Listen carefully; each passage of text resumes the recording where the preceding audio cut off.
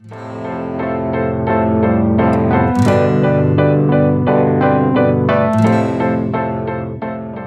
what's up guys, Pallab here, and we have the brand new Xiaomi Mi Redmi 3S Prime. It's called a 3S, there is nowhere it's written as Prime. You'll only get to know it from the price point here. So this one costs about 8,999, and the 3S, which is kind of the lower priced version of this, will cost 6,999, so about 7,000 and about 9,000. This one is the 9,000 model. The main difference is in the fingerprint, the RAM and the storage. And you can see on the top we have the gold version of the phone. Here you'll see some manuals there, and also a SIM opener tool, SIM tray opener tool rather. You have a 2 ampere wall charger, round pin, and then you'll also have the micro USB 2.0 cable, no earphones. So there we have the phone, the Redmi 3S Prime, and it's an all metal body, just like the Redmi Note 3. It in fact looks almost identical to the Redmi Note 3 except the sensor positions here. The fingerprint sensor is also there, being the 3S Prime, and it opens up quite fast, but then still I need to reach for it. Probably if you have bigger hands than me, it would be ideal, but for me I think it would have been ideal around about there. So you have that 5-inch screen, HD resolution. HD resolution on a 5-inch screen is perfect. You do not need full HD resolution. That's kind of an overkill. People give that in the flagship, but you also will need a battery, complementing that. Anyway, the battery is gigantic here. We'll talk about the battery in a bit. You have your sensors and the 5 MP front camera. Your typical shortcut keys there. They are not backlit, but under light you can see because they are marked clearly. But where there is no light, you cannot see this marking. There might be a problem. Then here you have a dual hybrid SIM arrangement.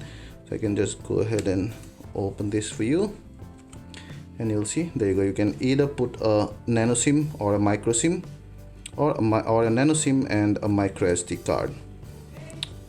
Here you have the power button, the volume rocker. On top you have the IR blaster, 3.5mm jack, a noise cancelling mic. Below you have the micro USB 2.0 port, another mic. Behind you have the 13 MP camera accompanied by an LED flash, and it's kind of almost sits into the body, so you do not have to fear about the camera bumping anywhere. Anyway, there's just edge surrounding the camera, so even when you place this on a flat surface, the lens here is not gonna get the impact.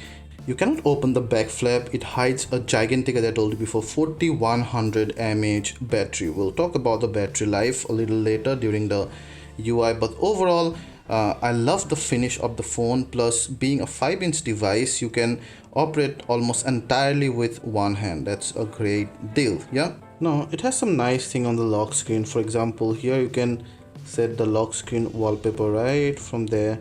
See, you can go on and check out other wallpapers here and then quickly set that as a lock screen wallpaper. Not only that, you can straight away go and start your camera from there. It's usual stuff though. However, the lock screen opens almost instantly with the fingerprint sensor on the back, and then you get to the 5-inch HD resolution screen display, which is well, nothing much to write home about, but you do not see any pixelation happening. And even when you go to the color card, you'll see that the color card actually is quite good. It reproduces the color, the difference, not much difference between the blue color here though, but the viewing angle are fine. So definitely not the best display in the market, but still I think this would do.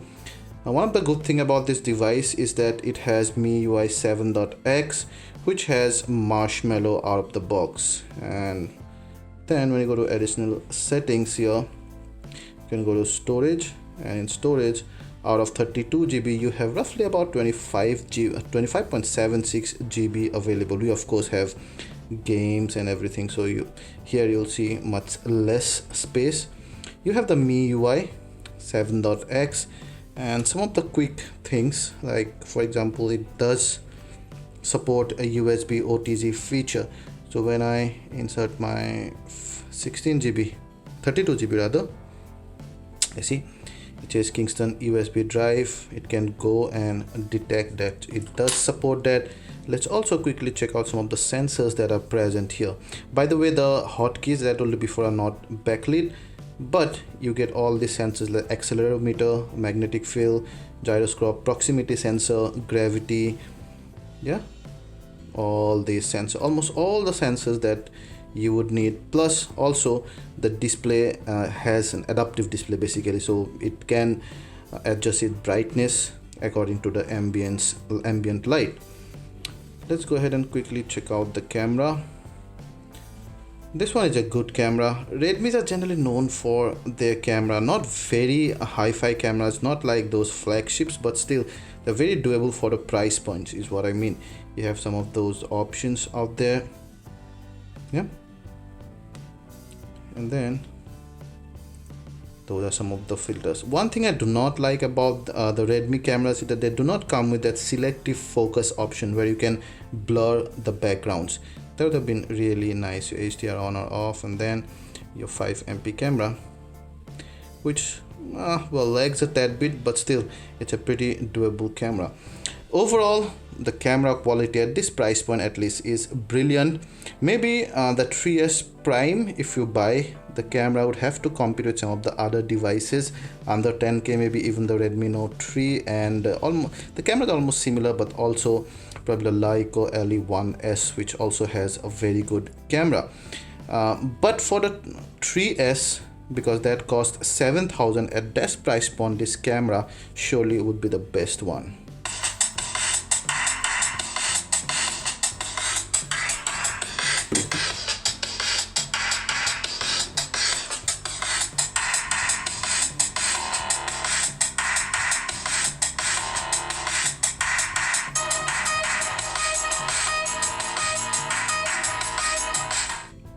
Well, I like the speaker output. There is bass there. The treble is slightly overshadowed, but it's kind of loud enough, I think, for a relatively quieter room, but definitely not for crowded places. You should not use a speaker in crowded places anyway.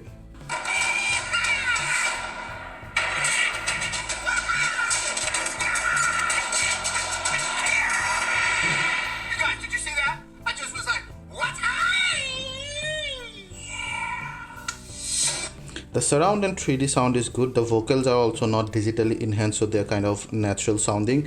But you should note one thing, that whenever you're watching a movie or maybe playing a game, you'll typically keep your posture like this, and this might cover the speaker just a tad bit. The sound get obstructed just a tad bit, not much, but you will hear the difference. We did some benchmark testing, and for the price point, it scores quite good. But overall, it's much below average, really. Those are some of those scores: Geekbench 3, then Basemark X, Basemark OS 2. Yeah.